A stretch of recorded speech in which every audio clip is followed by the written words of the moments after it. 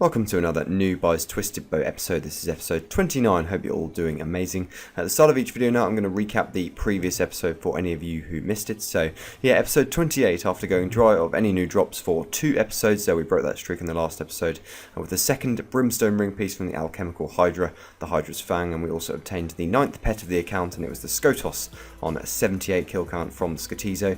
And this episode we'll be hunting down more drops from Hydra and the final unique from Zora, as well as doing all the clue content on the side and a bit of a corrupted gauntlet as well.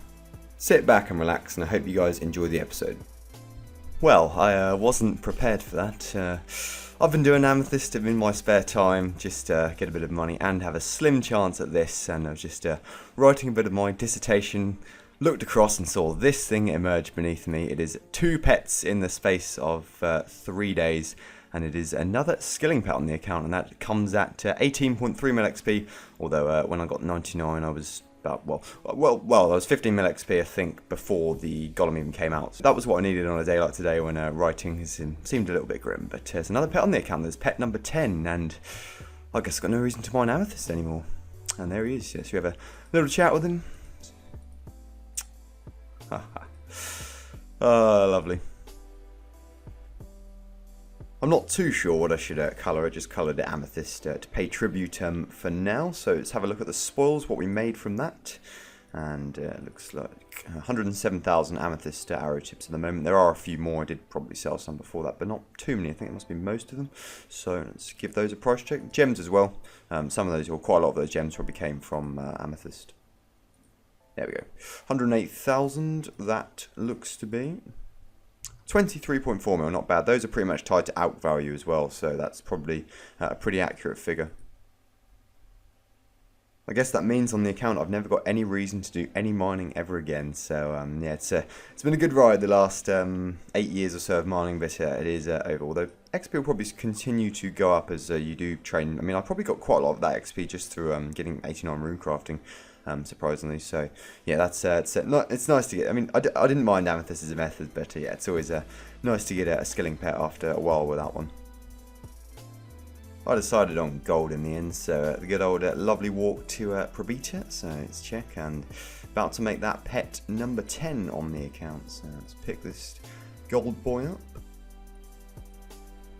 Okay, yeah, I'll pay it, and off to the POH. You know, let's just restore run energy, why not? And add him to the collection. Desecrated house, yeah. And there we go, view desecrated house. And yeah, it's looking pretty. This year that is the farming pet, dupe Zora pet, Soul Wars pet, Skotizo pet, and now Rock Golem. So yeah, it's going well. I didn't get a single pet in February, but March started off with 2, or probably not March when you're watching the video, but yeah, I'm having a good time. We have the first clues of the episode, and cheered on my good old friend that I picked up today. Yeah, I thought I'd just keep him out for a bit longer, just remind me of that moment. First up with the easy clue. Purple sweets. Now these, look at the price of these at the moment. 9.5k, wow. Okay, anyway, the medium clue. And Feldip Hills, okay, not bad. And the hard clue. And a master clue from the hard clue, yeah. So, yeah, let's go for that second bet today.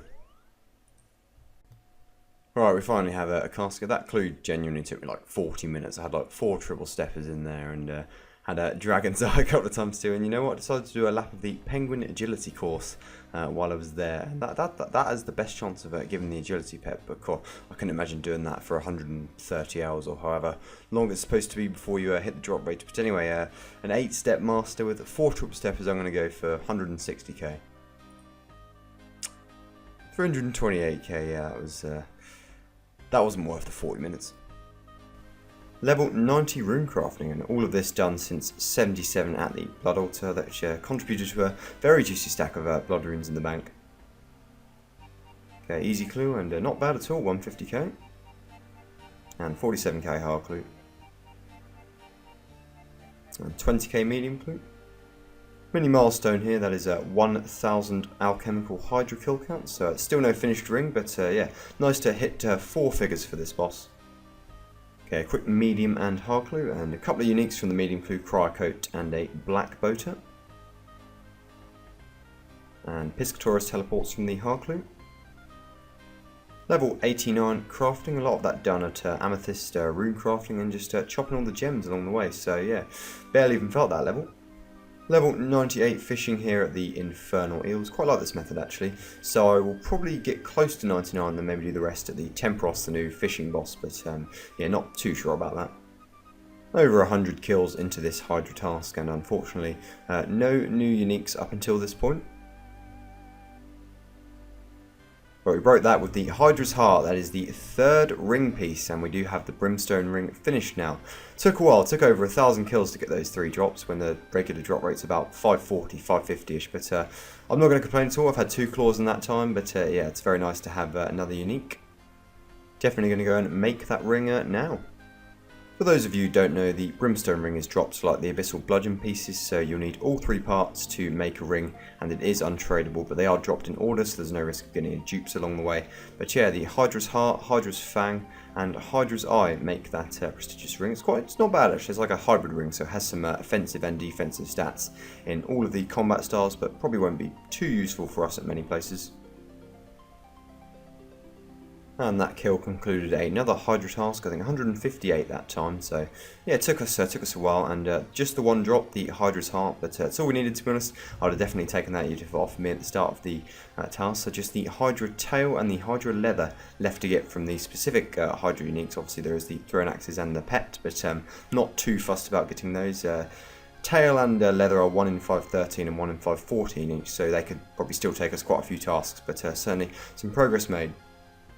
And Brimstone Key's been building up quite a lot of these, and I think I've decided to open those once we are done with Hydra. That's it's going to be fun. Did my Tears of Guthix and finished a Master Clue at the same time for 390k, so yeah, not a bad visit. And another level here, level 83 Agility, slowly ticked that one off. It's my lowest skill at the moment, so I need to work on getting that one up for sure. Our next hard clue scroll. And some D-hide boots, very nice to see, 753k overall. That's a record Zora trip for me. That was 14 kills I managed to get without having to bank. So yeah, it's pretty easy to be honest with that TBOW insert film, let's just say. We have a Master Casket, we have a Pet chance, we have a 1.7 bill item chance, we have a Mimic chance, but I'm predicting we're going to get 200k, so yeah, let's have a look. And it is a Mimic, okay, not too bad.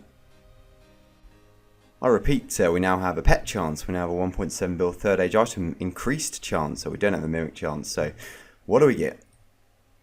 And an Arceus Hood, that is a dupe I think, 25 Reynards, alright, 420k though, 420 in the herbs, yeah, makes sense. Quick hard clue to follow that one up. And a Zami Kite Shield, alright, not bad, 63k. Got a Zami piece in the last clue, and another Zami piece in this clue, got the Zami Braces. Okay, another day of study comes to an end, just had my dinner, and a Dagoneth's task to treat us tonight. It's a very big one too, 189 Dagoneths. So, I did it with the Master Clue, so I've never done Lord of the Rings before. I don't have any Dagoneth pets, so if I could complete one of those on this trip, that would be fabulous. So, give RNG please. First drop of the trip, that was a Sears ring from Dagoneth Prime.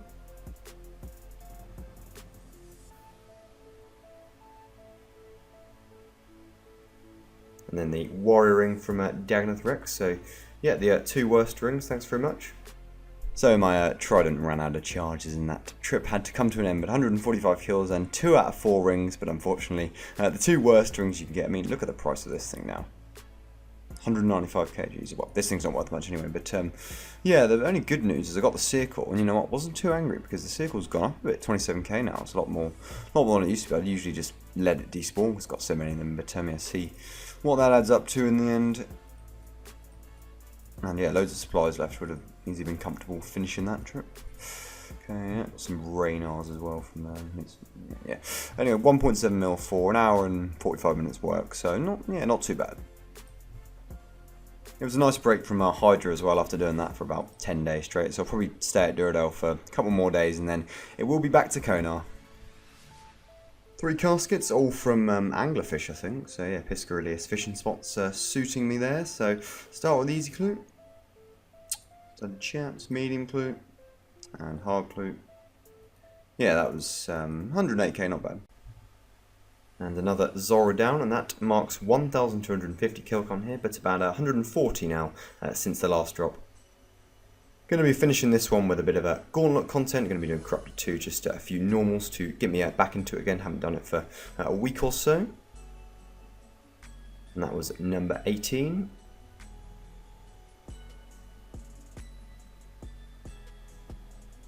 And Casey number 19 here. And yeah, plenty of food left, so that's the main thing. We don't want to be struggling on the blue version because the red version is going to be extra harsh to us. And 19 Casey, dragon arrows, okay. This next clip is quite a painful one to watch, and it probably taught me never bank on having a kill here because, yeah, the RNG forces will come against you. And thought I had it in the bag with that XP drop, but no, Hunlef is on 1 HP. Decides to spawn as tornadoes, very kind. I misclick the staff, so I think I'm attacking him, but I'm not. And then I panic. The tiles change. I forget to change my prayer. I stand still, and yeah, I get. Yeah, that's just it. Let's moan about that again. After the pain in the last clip, yes. Oh man, I was laughing at that one. Got Hunlef down to 2 HP, and then forgot to change my weapon and panicked, and that wasn't. I mean, the first Hunlef there was a lot better than the second one, and I was probably lucky. But yeah, that's corrupted kill count 2, and Hunlef in 330. I can probably improve that. But yeah, KC 3. Rune play body, dragon arrows, chaos runes, and crystal shards. Pretty good. Quick hard clue in between. 118k. We have our next master casket of the episode. Got another one to do straight after this. So yeah, let's give it an open. And 316k. Nature runes, yeah, no, not very inspiring. Second master clue. This is number 186. And another Arceus hood. Yeah, that's useless. Straight back into the red dungeon, and we would not be denied on this occasion, although you're about to see the Hunlef was thinking about doing what it did last time, yeah, spawning those tornadoes, but luckily that hit got me the kill, and that was corrupted kill count number 4, so let's have a look at the reward. Alright, corrupted kill count 4 complete, yeah, ignore the Addy plate legs from what happened earlier, so yes, let's see what we get. Crystal Armor Seed, 4.7 mil, well, there's our unique from the gauntlet. That was very unexpected, but yeah, just 4 kill count for the first Crystal Armor Seed. That is, that's pretty good. That was corrupted kill count 5. Unfortunately, the commentary muted while I was looting the chest. But I didn't miss anything anyway. A few alcohols and coins. Bit of a scuffed Hunlef that time. Yeah, just a bit complacent at the start. So definitely need to make sure I fully focus for the entire fight every time. That is 6 kill count here, and for some reason I forgot to record opening the chest, forgot to press the button, let's just say, and be uncut sapphires, plate body, chain body, and crystal shards, and yeah, felt pretty good that time. Had a pretty poor start actually, and recovered really well, so that kind of showed me that I probably don't need a full inventory of food each time, and yeah, sometimes just got to focus on DPS, and sometimes just got to make sure you don't die, avoid those tornadoes, but yeah, really positive night, three completions out of 3, so I think I'll call it there. That was a fantastic ending to an overall successful episode in the series. 3 uniques to tick off here, including a pleasant surprise in the Rock Golem skilling pet, so it looks like no more mining for me, I can finally say, in this game. We did another lengthy Hydra task and were rewarded with a final piece of the Brimstone Ring, the Hydra's Heart, the one I went almost 2 times the rate on, and yeah, took over 1,000 kills to finish that. Big scalp at the end of the episode, getting that Crystal Armor Seed on just the 4th corrupted gauntlet completion, and that ticked off our goal of gaining a unique from the gauntlet. I'm especially pleased with that since I didn't think my PVM abilities were up to scratch for it, but it was great to challenge myself and yeah, effectively get rewarded. Elsewhere, unfortunately, no luck at Zora this episode. I did do over 100 kills in between doing Hydra and Gauntlet, and we're now at over 150 since the last drop, which was that uncut Onyx. That can soon change though, and I will be consistently killing the Money Snake until that wonderful Serpentine Visage or even a Mutagen appears in front of me. So just 2 uniques from Hydra remain, the Hydra Tail and Leather, which are both 1 in 513 and 1 in 514 drop chances respectively. As I said in the episode, I didn't realise the Dragon Throne Axes are not actually a Hydra unique, and can be dropped by any monster in that dungeon, so I'm not too bothered about getting those. Though I may get them before I get the other 2 drops, which in that case is perfect. As for Corrupted Gauntlet, I'm going to continue with it until 10 kill count at a very minimum, just to get on the high scores, and I'll probably feature a few completions throughout the next few episodes and see if we can snipe a Blade. Pet or Crystal Weapon Seed is another unique. I've had a great time learning the strategy there, and it's definitely raised my PvM ability. It should help me with the final challenge of the series, which will be to obtain a unique or a purple chest, as it is known, from raids. That could be either the Chambers of Xeric or the Theatre of Blood. I may go for both at the same time and see which one happens first. Both will be a fairly steep learning curve, I'd imagine, though, and that's not going to happen quickly and may take a few episodes of planking constantly. Although RNG is a strange thing, so you never know. I could get a TBOW first raid with 5k points, although, yeah, that probably won't happen. Thank you for watching the video, as always, and I hope you're enjoying the progress. Take care, and I'll see you in the next video.